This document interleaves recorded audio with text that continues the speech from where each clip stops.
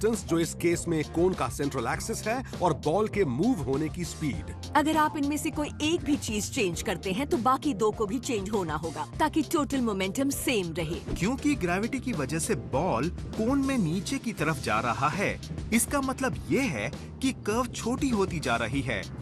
अब total angular momentum वही रखने के लिए बॉल को फास्ट होना होगा। बॉल जितना ज्यादा फास्ट होता है उतना उस पर सेंट्रीफ्यूगल इफेक्ट बढ़ता है जो उसे बाहर की तरफ धकेलता है।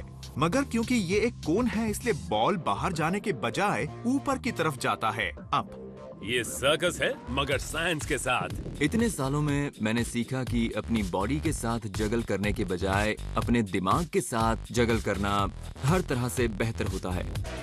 That's amazing. कोबो आखिर ऐसे रोल कैसे कर पा रहा है?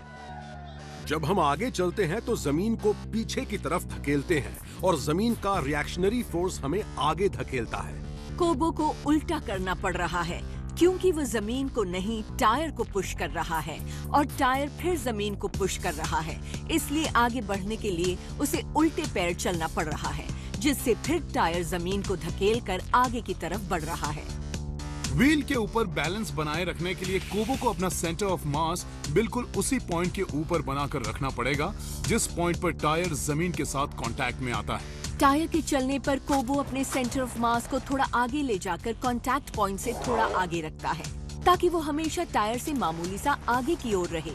मगर इसके साथ ही वो टायर को आगे पुश भी करता है जिससे centre of mass centre of gravity पर बना रहता है। कोबो तुमने कर दिखाया। इसे कहते हैं छोटा पैकेट बड़ा धमाल। क्या कोई गेम बची है? साथ तुम तो बच्चों से भी हार जाते हो। रोबोट का क्या रोना। खैर सवाल ये भी है कि होजे ने इस मास्टरपीस को बनाया कैसे? होजे ने 3D प्रिंटर के पार्ट्स को लेकर रोबोटिक एयर हॉकी मशीन बनाई।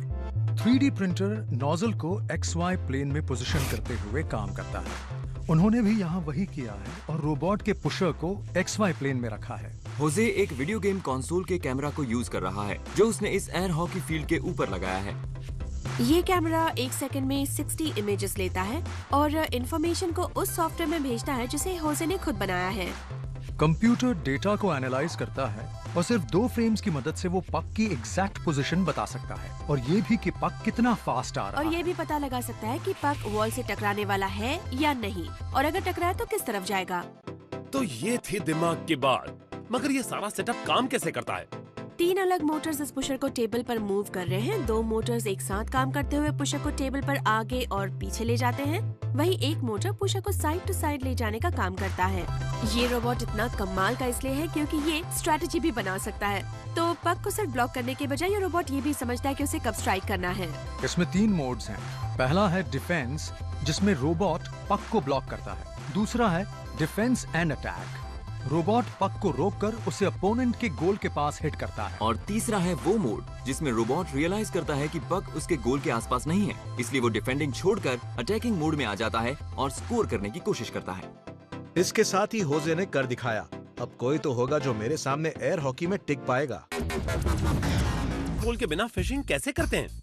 आप सोच रहे होंगे बैस फिश ने रॉबर्ट को चारा पकड़ते कैसे नहीं देखा, खासकर तब जब बैस की आईसाइट इतनी अच्छी होती है। इस लेक का पानी बिल्कुल भी साफ नहीं है। सिर्फ 10 फीट या 3 मीटर नीचे ही बिल्कुल अंधेरा है, पिच ब्लैक।